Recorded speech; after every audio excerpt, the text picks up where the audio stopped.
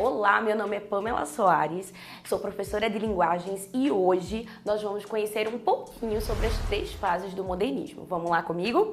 É bom lembrar que o modernismo, ele foi um movimento não só literário, mas artístico também, que começou ali no início do século XX. Aqui no Brasil ele foi importante e ele começa, de fato, a partir da Semana de Arte Moderna de 1922, que foi um evento importantíssimo naquela época, para trazer e propor uma nova forma de pensar literatura brasileira. Então a gente percebe que nessa parte, nessa primeira Semana de Arte Moderna, na Semana de Arte Moderna, até mais ou menos 1930, essa literatura moderna, ela é totalmente influenciada pelas vanguardas europeias, não só aqui no Brasil, mas fora também.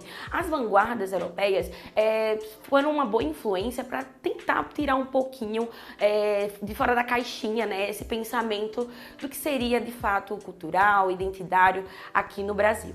Então a gente tem aí uma necessidade dessa literatura de romper com todo tipo de produção artística e literária feita anteriormente, e estamos falando aí do parnasianismo, do simbolismo, que eram estéticas totalmente influenciadas pela Europa e que ditavam, de fato, como deveria ser a produção artística literária aqui no Brasil. Então a gente tem um rompimento com essa forma tradicional de pensar a literatura para propor coisas novas, como uma linguagem mais coloquial, próxima das pessoas, do falar do dia a dia, a valorização dos símbolos nacionais. Tanto é que o Oswald de Andrade, por exemplo, ele vai recontar momentos históricos importantes no Brasil, como o Descobrimento, Tiradentes, o Barroco aqui no Brasil. Ele vai contar de uma forma bem mais contextualizada com o momento em questão, Então, a gente vai ter essa retomada de alguns símbolos e também evidenciar o cotidiano dos brasileiros, A gente vê, inclusive, isso na poesia de Manuel Bandeira. Então, essa primeira fase ela vai evidenciar esses elementos que serão continuados na segunda fase. Aqui a gente tem ainda essa preocupação com o cotidiano, do olhar poesia para o dia a dia, Na janela da sua casa, você olha uma cena e já encontra algo poético dali. Então, as figuras de Carlos Drummond de Andrade, por exemplo, é muito importante nesse processo, mas outros poetas também pertencem a essa geração. A gente tem a Cecília Meirelles também, Vinícius de Moraes.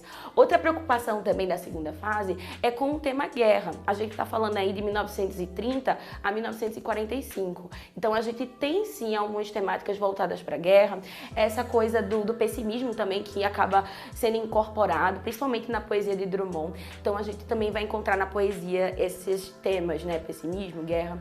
Já na prosa, a gente encontra aí o regionalismo de 30, iniciados ali por Graciliano Ramos, Raquel de Queiroz, Jorge Amado, Érico Veríssimo. São autores que vão colocar em questão ali nos seus textos a cor local de alguns lugares no Brasil.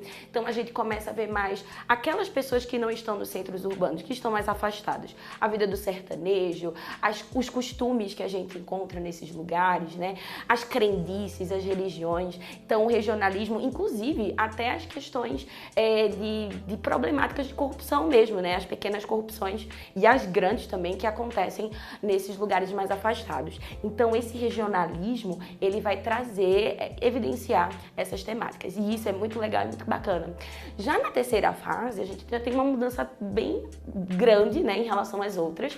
A gente tem aqui uma experimentação um pouco maior do texto poético, não necessariamente da poesia apenas, do poema, mas também do próprio romance. A gente encontra, inclusive, nessa terceira fase aqui, que começa em 1945, figuras como Clarice Lispector, o Graciliano Ramos, o Guimarães Rosa e também o João Cabral de Melo Neto. São poetas, autores, que vão experimentar bastante esse texto literário, vão brincar com as palavras. O Guimarães Rosa, por exemplo, ele tem muito essa coisa do neologismos, de construir palavras do nada, assim, isso é muito interessante para o próprio fazer poético dele. A Clarice Lispector, né, com seu fluxo de consciência, também vai buscar essa experimentação. Então são autores que fazem coisas diferentes e que também, ao mesmo tempo, estão refletindo sobre esse próprio fazer poético. É por isso que a gente também diz que essa fase é a fase da metalinguagem, que é um momento em que a gente consegue perceber que a própria linguagem ela tenta se explicar nessa necessidade, né, de fazer o diferente. Então a gente também tem um resgate da forma poética, uma nova subjetividade que acaba entrando em questão. Então assim, essa terceira fase ela é a mais diferente de todas, mas tanto ela quanto as outras são importantes até hoje para a gente estudar no modernismo. Afinal de contas, o que a gente tem de texto literário hoje, contemporâneo, só foi possível graças a essa nova tomada de consciência poética. Então a gente percebe que o que eles iniciaram lá em 1922 e continua, na verdade, até hoje. E isso é importante para a gente compreender até a própria literatura contemporânea. Então, gente, eu espero que vocês tenham gostado, tenham curtido. E aí, para saber mais coisa, segue aí as redes sociais do Vai Cair no Enem, tá? Um abraço, um beijo e até a próxima.